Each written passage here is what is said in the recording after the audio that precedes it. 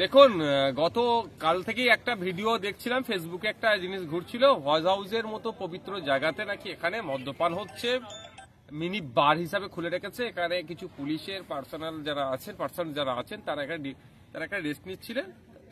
এবার উজুখানাতে, যেখানে হাজিরা উজু করে এহরাম বাদে, যেখানে হাজিরা উজু করে নামাজ পড়ে, সেখানেও নাকি এই ধরনের মদ টাদের বোতল টোতল রেখে দিচ্ছে। ওখানে নাকি বিচাপ এইগুলো এই ধরনের করছে, অভিযোগ ছিল।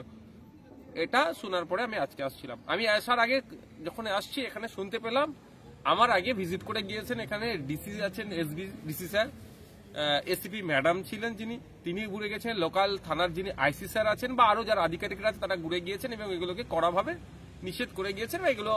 এগুলো যারা করছেন ডিপার্টমেন্টাল ডিসিপ্লিনারি ইনকোয়ারি ধরতে শুরু হবে তাদের। আমি এসে জাস্ট ভিজিট করতে করতে দেখলাম যেখানে উজুখানা সেখানেও ডাস্টবিনের ভিতরে, ডাস্টবিনটা আমার কি মনে হলো, আমি খুলে দেখি আপনার একটা বড় মদের বোতল আছে।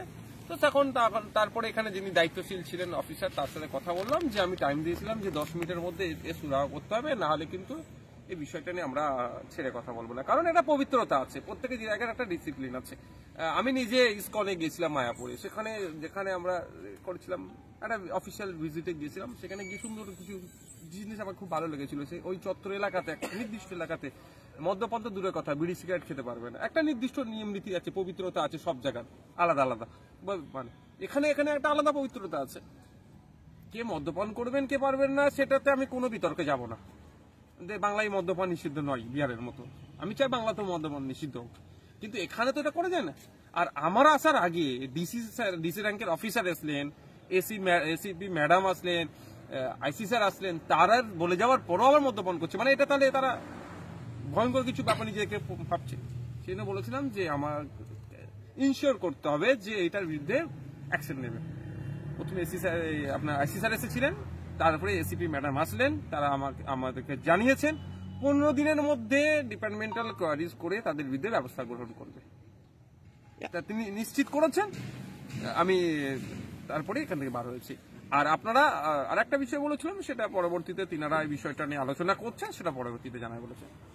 আজকে তাহলে আপনার কি সিদ্ধান্ত নিলেন আপনি? দেখুন, যেটা হচ্ছে পুলিশ অথরিটির পক্ষ থেকে যেটা আমাকে জানিয়েছেন, সেটা 15 দিন টাইম নিয়েছেন। 15 দিনের মধ্যে এই বিষয়টা যারা এর সাথে যুক্ত, মানা করার পরেও যারা এখানে এই ধরনের ছাড়লামি করলো, এর পবিত্রতা যারা নষ্ট করলো, তাদের বিরুদ্ধে ব্যবস্থা গ্রহণ করবে। এবার আমি ভরসা করতে হবে প্রশাসনের প্রতি। যদি প্রশাসন 15 দিনের মধ্যে কোনো ব্যবস্থা গ্রহণ না করে, তার পদক্ষেপ কি করতে হবে তখন আমি বলবো। শুধু আমি এতটুকুই বলতে চাইবো এই বিষয়টা নিয়ে, যারা মনে করছেন যে বিজেপিকে দিয়ে তৃণমূলকে আটকাবেন, তাদেরকে বলছি চোখ খুলে একটু দেখুন কিভাবে আপনাদের ধর্মীয়ভাবে আর সামাজিকভাবে আপনাদেরকে আক্রান্ত হচ্ছে। আরে ভাই, কে এই এত বড় বিল্ডিং এ কে থাকবে তা নিয়ে আমার বিতর্ক নয়, কিন্তু কিছু জায়গায় কিছু নিয়ম নির্দেশিকা আছে, তার বাইরে কেন হবে? আর কি পুলিশ রাখার জায়গা ছিল না? প্রশ্নটা তো জনমানুষ থেকে উঠে আসছে। তারপরে বলবো 100 বার পুলিশ থাকবে এখানে, ওতে কোনো বিতর্ক নাই।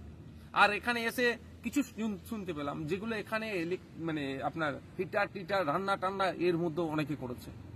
কিন্তু এত বড় বিল্ডিং যদি আগুন লেগে যায় তাহলে বিপদ হয়ে যাবে। তো এগুলো কড়া করে এগুলো বারণ আছে। বারবার এটাকে কেন টার্গেট করা হচ্ছে হজ হাউসটাকে? উত্তরপ্রদেশে হজ হাউসে গেরুয়া কালার করে দিয়েছিল, ওই নিয়ে অনেক সমালোচনা হয়েছে। যোগী সরকার কালার পরিবর্তন করতে বাধ্য হয়েছে। এটা তো উত্তরপ্রদেশ বিজেপি শাসিত রাজ্য নয়, এটা তো মমতা ব্যানার্জি শাসিত রাজ্য হয়ে গেছে। এটা তো তৃণমূলের আমলে, মুসলমানদের নাকি খুব ভালো ভাবে রাখবে। তাহলে এখানে এই ধরনের অন্যায়গুলো কিভাবে হবে?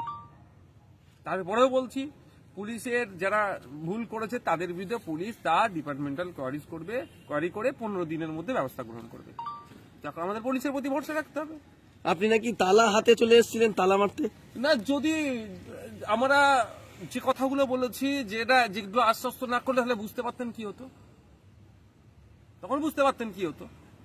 দেখুন, আমি ল মেকার, আমি একজন, আমারকেও তো আইনের মধ্যে থাকতে হবে, আমাকেও তো প্রশাসনকে সহযোগিতা করতে হবে। সাথে সাথে কারো ধর্মীয় ভাবে আঘাত লাগছে যদি লাগে, সেটাকেও প্রোটেক্ট করতে হবে। তো আমিও প্রশাসনের একটা অংশ বলে মনে করি, আইনসভার একজন সদস্য, সুতরাং আমাকেও প্রশাসনকে 15 দিন টাইম দিতে হবে, আমি দিয়েছি। এই যে বারবার মুসলিমদের ধর্মীয় স্থলগুলি আঘাত, আমরা এতদিন দেখতাম উত্তরপ্রদেশ, বিহার, রাজস্থান, এখন পশ্চিমবঙ্গেও হচ্ছে। হ্যাঁ, তো তৃণমূল আর বিজেপির মধ্যে তফাৎ কি? বিজেপি যেখানে আছে সেখানে মুসলিম ধর্মস্থানগুলো আঘাত হচ্ছে, তৃণমূল যেখানে আছে সেখানে হচ্ছে, তফাৎ কি আছে? দুটো একই, শুধু বিজেপির ভয় দেখিয়ে এখানে ভোটগুলোকে নিচ্ছে, আর কিছু কি করছে?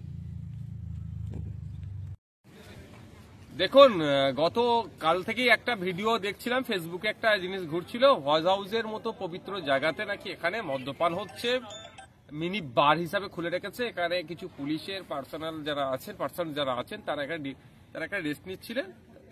এবং উজুখানাতে, যেখানে হাজিরা উজু করে এহরাম বাদে, যেখানে হাজিরা উজু করে নামাজ পড়ে, সেখানেও নাকি এই ধরনের মদ টাদের বোতল টোতল রেখে দিচ্ছে, ওখানে নাকি বিচাপ এই ধরনের করছে, অভিযোগ ছিল।